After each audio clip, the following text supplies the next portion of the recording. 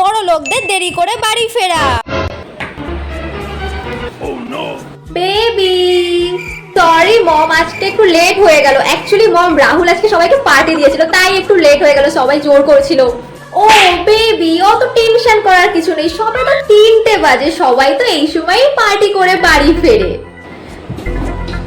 আর baby, আমিও একটু আগে পার্টি করে বাড়ি ফিরলাম। ওয়াও মম। ওকে বেবি, তুমি এখন গিয়ে একটু রেস্ট নাও। আমি তোমার জন্য 1 গ্লাস গরম গরম দুধ নিয়ে আসি। দেখবে তোমার শরীরটা একদম ঠিক হয়ে যাবে, একটুও টায়ার্ড লাগবে না। Okay baby? ও মম, তুমি ওয়ার্ল্ডের best mom. I love you mom. Love you too baby. আমাদের দেরি করে বাড়ি ফেরা। এই টাপি, অমনি লুকিয়ে লুকিয়ে ঘরে ঢুকছিস? মা, কোথায় লুকিয়ে লুকিয়ে ঘরে ঢুকলাম? এই একদম চুপ। তুই কি ভেবেছিস আমি কিছু বুঝি না? কি মনে করেছিস আমি ঘুমিয়ে পড়েছি?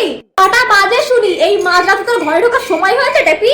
মা, সবে তো 7টা বাজে। 7টা আবার কবে থেকে মাঝরাত হয়ে গেল? তুই কি আমার থেকে বেশি জানিস? তুই আমার পেটে হয়েছিস না আমি তোর পেটে হয়েছি? হ্যাঁ, এখানে আবার এই কথা কোথা থেকে আসলো? দাঁড়া, আমি আজই তোর ব্যবস্থা করছি। আজ তোর একদিন কি আমার একদিন। এক্ষুনি তোর বাবাকে ফোন করছি, দাঁড়া। বাবাকে ফোন করো না প্লিজ মা, ফোন করো না বাবাকে।